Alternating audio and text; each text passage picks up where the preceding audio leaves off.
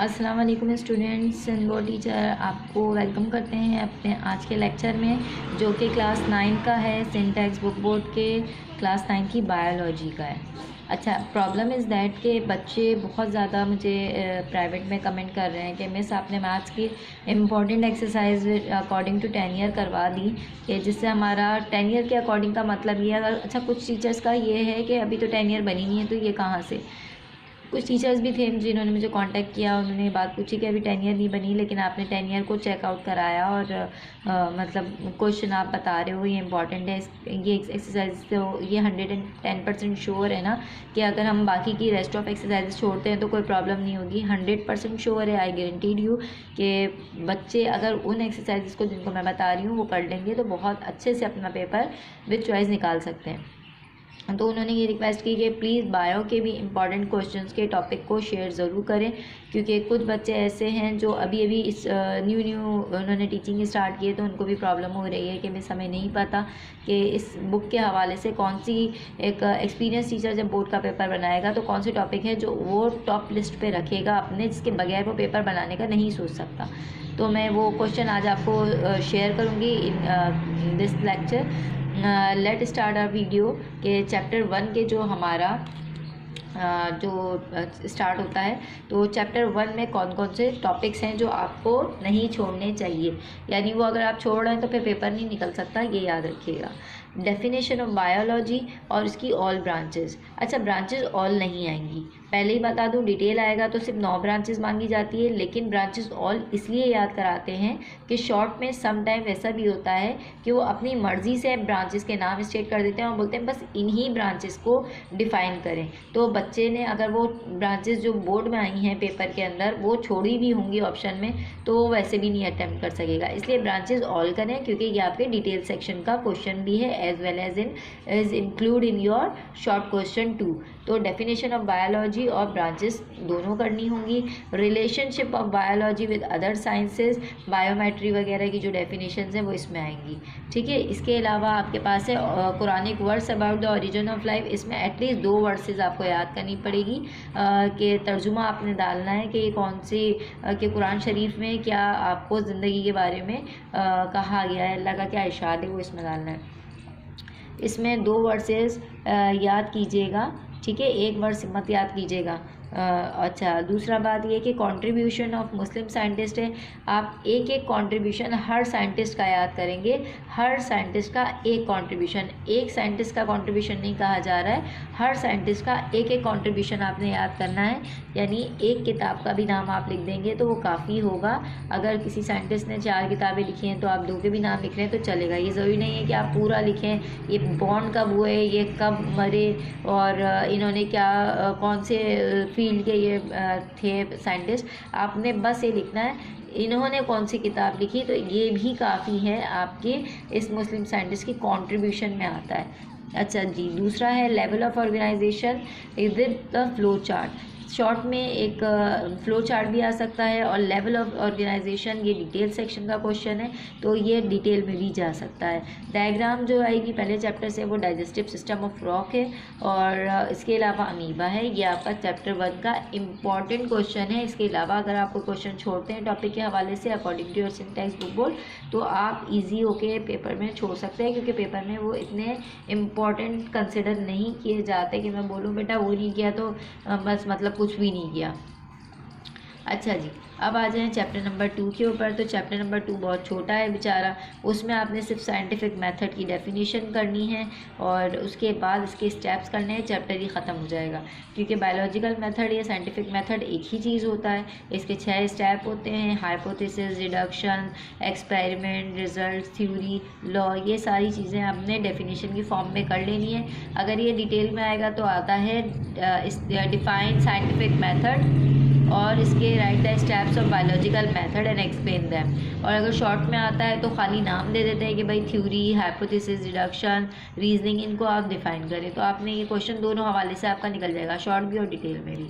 Chapter number 3 में आ जाए chapter number 3 के अंदर भी बहुत सारा कंटेंट है, लेकिन जो सबसे ज़्यादा हिट लिस्ट पे टॉपिक्स हैं वो हैं unit of classification, 5 kingdom classification, definition of deforestation, deforestation के कॉजेज़ भी हैं और उसके इफ़ेक्ट्स भी हैं। कॉजेज़ कितने करने हैं? कॉजेज़ 3 कर लीजिएगा। इफ़ेक्ट कितने करने हैं? इफ़ेक्ट भी 3 कर लीजिएगा। कॉजेज़ 4 कर लें, इफ़ेक्ट 4 कर लें, कोई फ़र्क नहीं पड़ता, लेकिन 3 से कम नहीं होने चाहिए। और डिफॉरेस्टेशन की डेफिनेशन, क्योंकि ये मिलके पूरा एक सवाल बन के आता है, इधर ये शॉर्ट में आए कि डिटेल में आए। वैसे डिटेल का नहीं है, शॉर्ट का ही सवाल है, ठीक है। अब आ जाए चैप्टर नंबर 4 में। चैप्टर नंबर 4 जो है वो आपको उसमें आ रहा है कि डेफिनेशन आपको मैग्नीफिकेशन की करनी है, माइक्रोस्कोप की करनी है। माइक्रोस्कोप की टाइप्स के नाम भी याद कर लीजिएगा, 2 होते हैं, एक लाइट और इलेक्ट्रॉन। और बेसिकली लाइट और इलेक्ट्रॉन को डिफरेंस में याद कीजिएगा कि अगर आपका ये क्वेश्चन आता है define microscope and it's type, तो आपने डिफरेंस पॉइंट याद किए होंगे, तो उनका आप अगर मिला के लिख दोगे, जैसे आपने लिखा डेफिनेशन ऑफ माइक्रोस्कोप, उसके बाद आपने हेडिंग लगाई टाइप्स ऑफ माइक्रोस्कोप, तो आपने लिख दिया there are 2 types of microscope, light microscope, electron microscope. फिर उसको लाइट माइक्रोस्कोप की हेडिंग डाल के अलग से डिफाइन कर सकते हैं, इलेक्ट्रॉन की अलग से डेफिनेशन की हेडिंग डाल के कर सकते हैं। लेकिन अक्सर बच्चों को ये मसला होता है, वो डिफरेंसेस याद नहीं करते ना, तो डिफरेंसेस को मिला के लिख दोगे तो वो डेफिनेशन बन जाती है। यानी 3 या 4 पॉइंट जो आप डिफरेंस के याद करेंगे तो एक हेडिंग के नीचे इतना लिखना काफ़ी होगा। अच्छा, लेकिन बच्चे क्या करते हैं, डेफिनेशन याद करते हैं और डिफरेंस पॉइंट नहीं याद करते।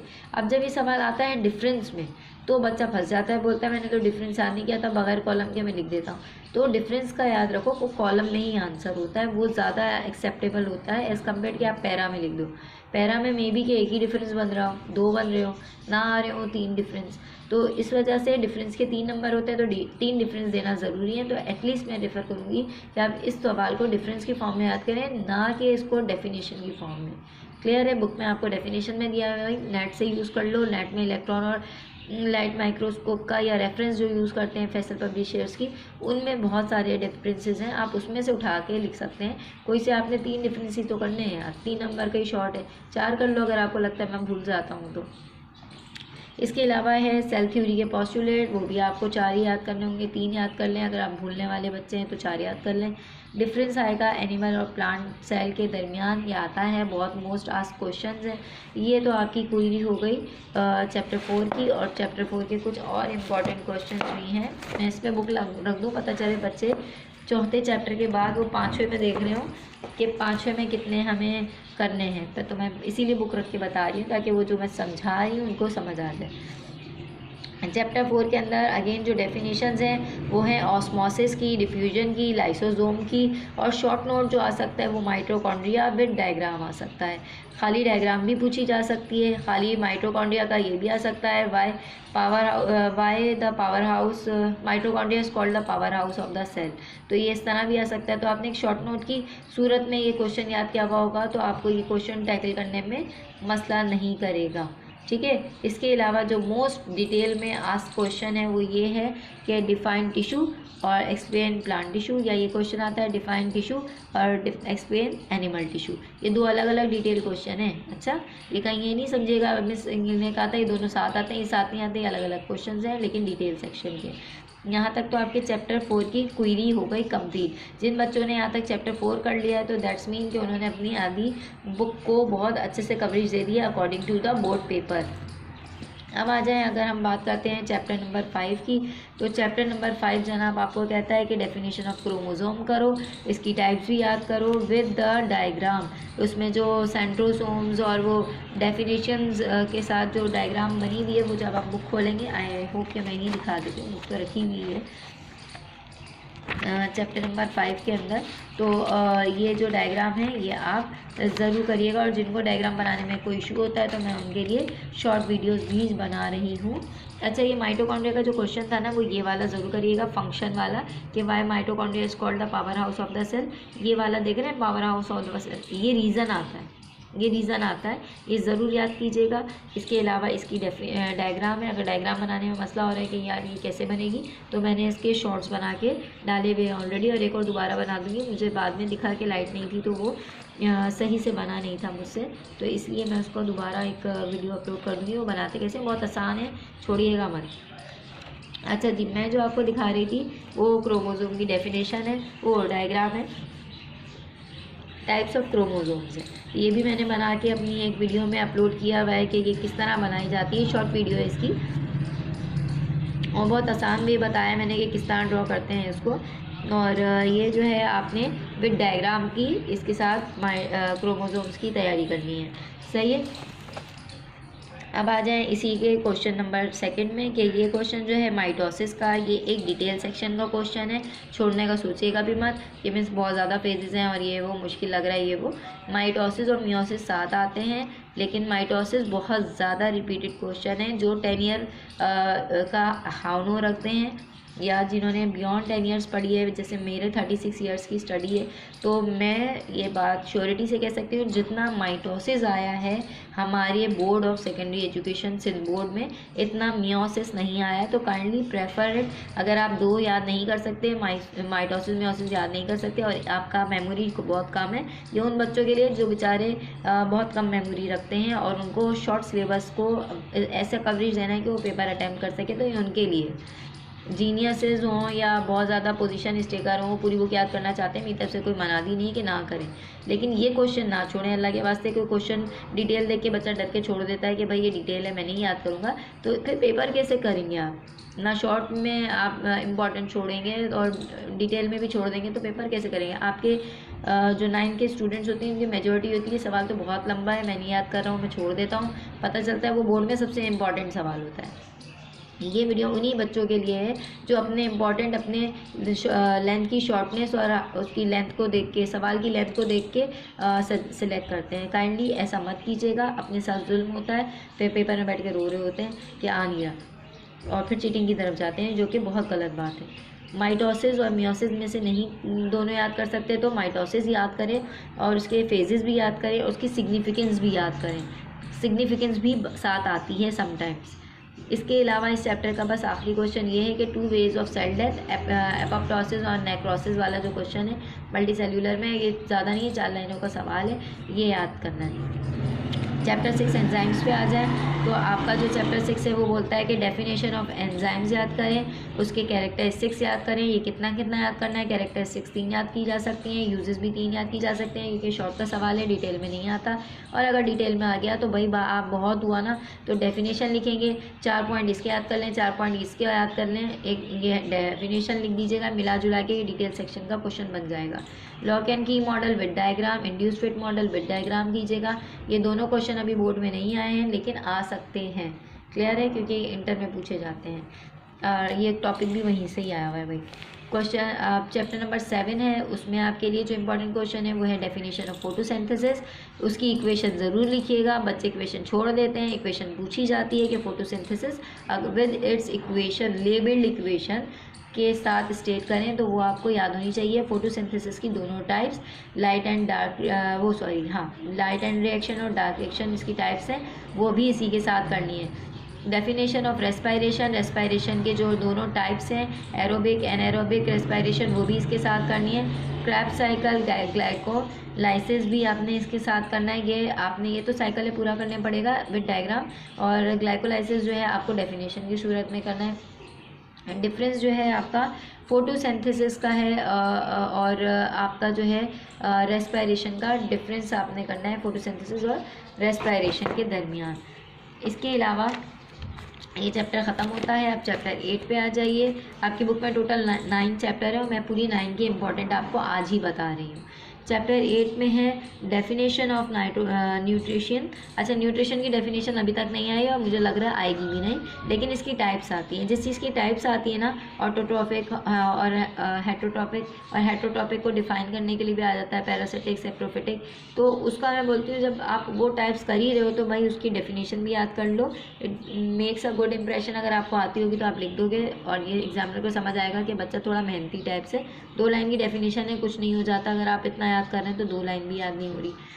आगे है शॉर्ट नोट ऑन विटामिन्स और अल्सर। अच्छा, बीमारियां जितनी भी हैं, अल्सर इज़ अ डिजीज़ है एक, और जब भी बीमारी, किसी भी बीमारी को याद करेंगे आप तो ये याद रखिएगा कि उसके सिम्टम्स हैं, कॉजेज़ हैं, ट्रीटमेंट है, अगर बुक में है तो आप उसको हेडिंग वाइज करके लिखें, तो ये आपके बहुत अच्छे मार्क्स बना देता है।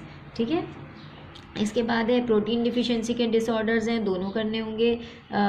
और इसके अलावा मिनरल डिफिशिएंसी, इसमें किशकोर और एक और आता है, वो आपने डिफिशिएंसी को आपने देना है। दोनों की डिसऑर्डर्स को करना है। और जितने भी डिसऑर्डर्स या डिजीज़ होते हैं, अगेन मैं बता रही हूँ, सिम्टम्स, कॉजेज़ और इसके ट्रीटमेंट या ये किसी से फ़ायदा दे सकती है, क्या चीज़ें हैं, प्रिकॉशंस हैं, कौन सी एहतियाती तदाबीरें जो करें तो ना हो, वो अगर बुक में स्टेट हैं तो वो ज़रूर करें। मिनरल डिफिशिएंसीज जो हैं उसमें ग्वाइटर और एनीमिया है, ये आपको ज़रूर करनी चाहिए, ये दोनों दीनी है। डाइजेस्टिव सिस्टम ऑफ मैन की डायग्राम है, ये सवाल डिटेल में मत याद करके बैठ जाइएगा, ये डायग्राम देनी है। डायग्राम जो है ह्यूमन लिवर की भी इम्पॉर्टेंट है। चैप्टर 8 यहाँ पे ख़त्म होता है विद ऑल इम्पॉर्टेंट पॉइंट्स।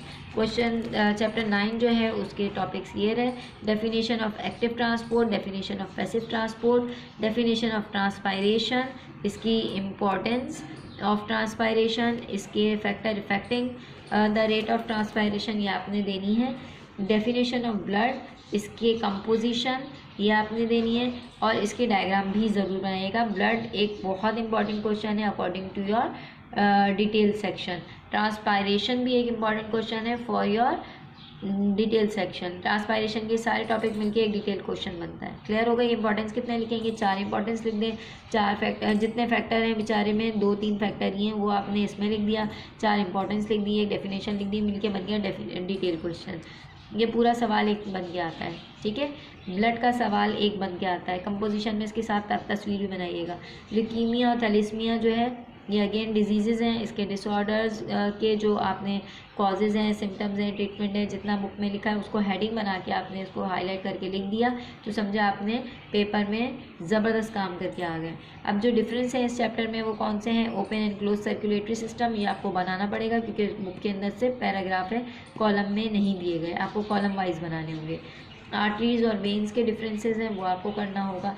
ये जो इम्पॉर्टेंट मैंने बताए हैं, अगेन मैं आपको बता दूँ कि ये ऐसे इम्पॉर्टेंट क्वेश्चंस हैं जिनको अगर आप पढ़ लोगे तो आपका बोर्ड का पेपर विद इजीनेस निकल जाएगा। मैं जो बच्चे बहुत ज़्यादा वीक होते हैं, पूरी बुक याद करने की कैपेबिलिटी उनमें नहीं होती, या वो उनको लगता है मैं ज़्यादा याद कर लूँगी तो भूल जाऊँगी, या ज़्यादा याद कर लूँगा तो मुझे याद नहीं रहेगा, मैं गलतियाँ शुरू कर देता हूँ, या वो पेपर देख कर डरने का या फोबिक हैं किसी किस्म के कि भाई ज़्यादा पेपर में याद करके चले जाएंगे तो याद नहीं आता, तो वो काइंडली ये टॉपिक कर लें। मैं रिक्वेस्ट करती हूँ टॉपिक कर लें, आपको चीटिंग की नीड भी नहीं पड़ेगी। आपका पेपर बड़े आराम से, इज़्ज़त से, प्यार से, बड़े सुकून से पेपर हो जाएगा। आपको छापने की भी ज़रूरत नहीं पड़ेगी। जो सिंध बोर्ड में नया ट्रेंड चला है ना बच्चों के अंदर कि हम चीटिंग कर लेते हैं और हमारा पेपर बहुत अच्छा हो जाएगा, बेटा ये सब गलत चीज़ें हैं। आप अपनी मेहनत से जो चीज़ हासिल कर सकते हो वो किसी चीज़ से हासिल नहीं कर सकते। आपको इतनी इंपॉर्टेंट क्वेश्चन मैंने सारे बता दिए और यकीन मानेंगे बुक में आधी बुक में इंपॉर्टेंट है, आधे मैंने छोड़ दिए। अगर आप इसको बुक चैप्टर वाइज अटैम्प्ट करोगे ना तो ये आपको दिखेगा कि यार ये जो टीचर हैं इन्होंने हमें सिर्फ इम्पॉर्टेंट जो क्वेश्चंस हैं वो बताए हैं। और ये आप करके टेनियर टैली कर सकते हो कि भाई जो टेनियर के अंदर अभी यूसुफी वालों ने इतनी अच्छी आपको उसमें मॉडल पेपर भी बना के दिए कि देखें बेसिकली वो क्या है, वो यही है। वो उसमें भी टॉपिक्स आपको बताए जा रहे हैं कि भाई देखो बेटा ये क्वेश्चन हैं जो आ सकते हैं, ये क्वेश्चन है जो टीचर एक पेपर बनाते हुए कंसिडर करेगा। तो ये चीज़ें जो हैं आपने ध्यान में रखनी हो, इनको ज़रूर याद करना है। If you like my video please share, subscribe and hit the bell icon. Subscribe the channel Sindh board teaching. मिलते हैं नेक्स्ट वीडियो में इंशाल्लाह ताला।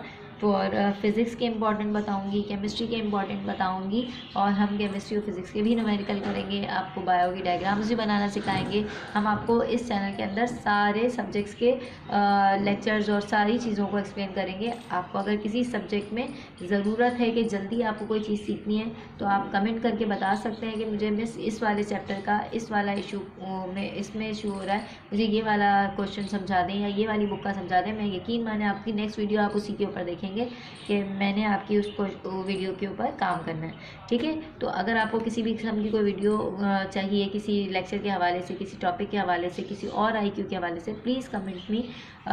मैं आपके कमेंट्स का इंतज़ार करूँगी और आपके उस प्रॉब्लम को सॉल्व करने की कोशिश करूँगी। ओके, अल्लाह हाफ़िज़, अपना ख्याल रखिएगा। मिलते हैं नेक्स्ट वीडियो में। अल्लाह हाफ़िज़।